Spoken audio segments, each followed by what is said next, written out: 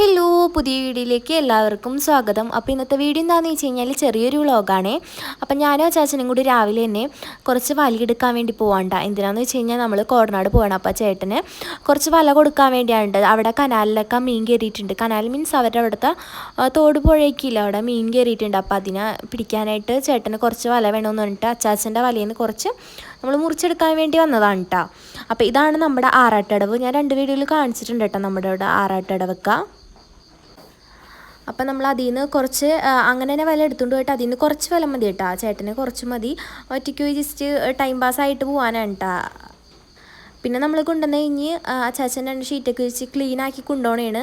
കാരണം അച്ചാച്ചൻ ഇന്ന് പണിക്ക് വന്നാൽ നേരെ ഇരുന്നിട്ടാവല്ല, അപ്പോൾ അതൊന്ന് ക്ലീനാക്കാനൊക്കെ ഉണ്ടായിരുന്നു. പിന്നെ അച്ചാച്ചൻ തന്നെ പിടിച്ചുകൊണ്ട് വന്നതിൽ കുറച്ച് മീനൊക്കെ ഉണ്ടായിരുന്നു കേട്ടോ. ഇത് നമ്മളവിടെ പോയി വന്നതിന് ശേഷം എടുത്ത വീഡിയോ ആണ് കേട്ടോ, ഈ കരിമീൻ പൊള്ളിച്ചതൊക്കെ ഉണ്ടാക്കുന്നത്. അപ്പോൾ നമ്മളവിടെ പോണ വീഡിയോസൊക്കെ അപ്ലോഡ് ചെയ്തിട്ടുണ്ടായിരുന്നു. അപ്പോൾ കാണാൻ താല്പര്യമുള്ളവരൊന്ന് കയറി കാണണേ. അപ്പോൾ കുറച്ച് കൂരി എടുത്തിട്ടുണ്ടായിരുന്നു, അത് കറിക്കാൻ കേട്ടോ. നമ്മൾക്ക് വേണ്ടത് കരിമീനാണ് കേട്ടോ പൊള്ളിക്കാനായിട്ട്. പിന്നെ അതിൻ്റെ ഒപ്പം തന്നെ ഒരു പിലോപ്പിയും അതുപോലെ തന്നെ ചെമ്മീനും എടുത്തിട്ടുണ്ടായിരുന്നു കേട്ടോ, 3 എണ്ണം. പിന്നെ അമ്മയും അച്ചാമ്മയൊന്നും ഉണ്ടായിരുന്നില്ല കേട്ടോ. അമ്മയ്ക്കും അച്ചാമ്മയ്ക്ക് ഇങ്ങനെ ചെതമ്പലി ചെത്തി കളയാനറിയാം, എനിക്കതിനെ ചെത്തി കളയാൻ അറിയത്തില്ല. അപ്പം ഞാനിങ്ങനെ എന്താ പറയുക, ജസ്റ്റ് ഇങ്ങനെ ചെതമ്പലി കളഞ്ഞിട്ട് തേച്ചെടുക്കേണ്ട ചെയ്യണത്. എന്നെ കൊണ്ട് പറ്റണല്ലേ അടിപൊളിയായിട്ടൊക്കെ സെറ്റാക്കി എടുത്തിട്ടുണ്ട്. പിന്നെ നമ്മൾ മുളക് പൊടി, മഞ്ഞൾപ്പൊടി, കുരുമുളക് പൊടി, ഉപ്പ്, പിന്നെന്താ കുറച്ച് വെളിച്ചെണ്ണയും കൂടിയൊക്കെ ഒഴിച്ച് എന്താ പറയുക ജസ്റ്റ് ഒന്ന് മസാല പോലെ ആക്കിയിട്ട്, പിന്നെ പച്ചമുളകും അതുപോലെ തന്നെ ഇഞ്ചിയും വെളുത്തുള്ളിയൊക്കെ ഓരോരുത്തരുടെ ഇഷ്ടം. ഞങ്ങളത് ചേർക്കാറില്ല കേട്ടോ മീൻ വറുക്കുമ്പോൾ.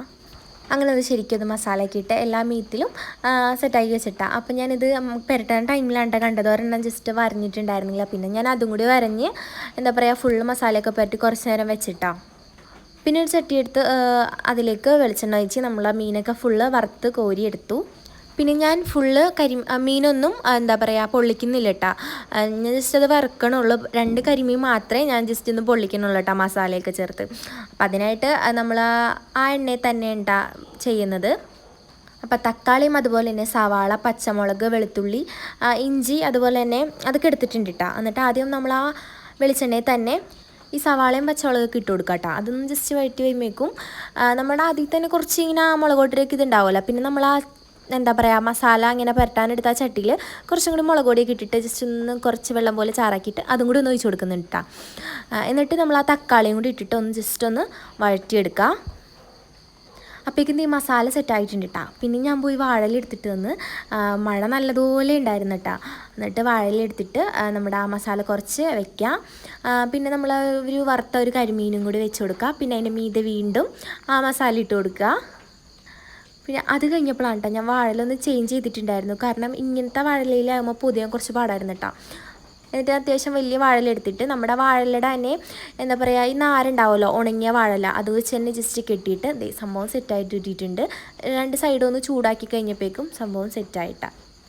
എന്നിട്ട് നമ്മുടെ ആ കരിമീനും അതുപോലെ തന്നെ കുറച്ച് മസാലയൊക്കെ കൂട്ടി കഴിക്കാം. അപ്പോൾ അത്രയുള്ള വീഡിയോ ഇഷ്ടപ്പെട്ടാൽ ഒന്ന് സബ്സ്ക്രൈബ് ചെയ്ത് സപ്പോർട്ട് ചെയ്യണേ. അപ്പോൾ അടുത്ത വീഡിയോയിൽ കാണാം. Bye bye.